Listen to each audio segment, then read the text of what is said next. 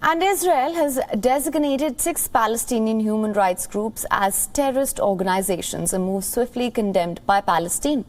United Nations and the international community, the new designations have cast a shadow on Prime Minister Bennett's government at home and the future of the Abraham Accords in West Asia. Now, the 6 groups include the Union of Palestinian Women's Committees, Admiral Bryson Center of Research and Development, Al-Haq Defense for Children International, Palestine and the Union of Agriculture Work Committees.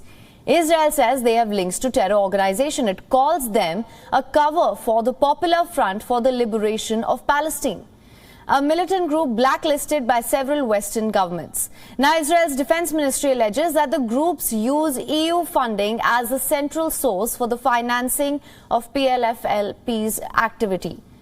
Now, Defense Minister Benny Gantz even called on the governments to stop financing them. In the latest, Israeli ministers are slamming Gantz for the move. Reportedly, he even did not inform Prime Minister Bennett about his plan. In a statement, Gantz, however, clarified that such procedures do not require informing the Prime Minister in advance. However, he said that he would be willing to present evidence to the Security Cabinet.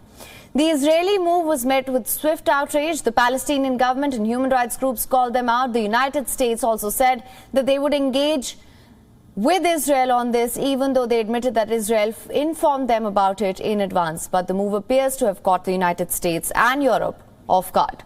It could even force them to pick a side in an age-old conflict. However, the most important issue in focus remains the Abraham Accords. Last year, winds of change were blowing in West Asia. However, the most important issue in focus remains the Abraham Accords.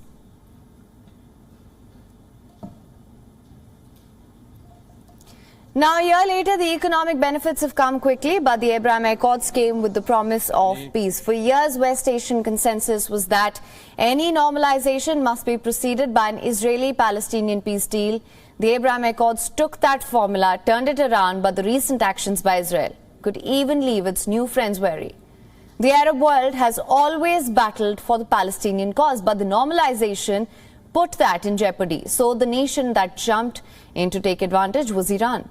Supreme Leader Khamenei is urging Arab states to reverse normalization deals, calling it an act against Muslim unity in the region. Some governments have unfortunately made errors, have made big errors, and have sinned in normalizing their relations with the usurping and oppressive Zionist regime. It's an act against Islamic unity. They must return from this path and make up for this big mistake.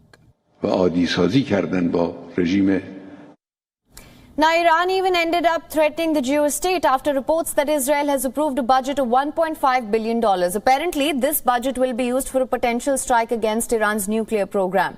Tehran hit back, saying it could inflict damage worth trillions on Israel, a threatening response amid an escalating conflict. The absence of Arab unity means that Iran has positioned itself as a strong defender of the Palestinian cause. It is taking on the Abraham Accords and the glaring omissions of Palestinians. While these new designations could turn into a dangerous escalation, how the Arab world will look at it now is still to be seen.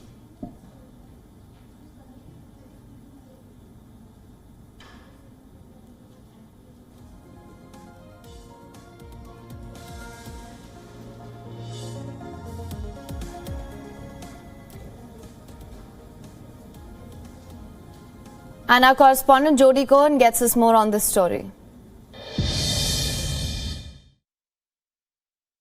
Israeli authorities have long charged that the PFLP has taken millions of euros from civil society organizations to fund terror activities. However, Israel's current coalition government is the broadest and most inclusive in the country's history, with a razor-thin majority and no agreements between the parties on how to resolve the situation with the Palestinians. It remains to be seen if this latest move has the potential to offset the gains of the new government. This is Jody Cohen from Jerusalem for WION World is One.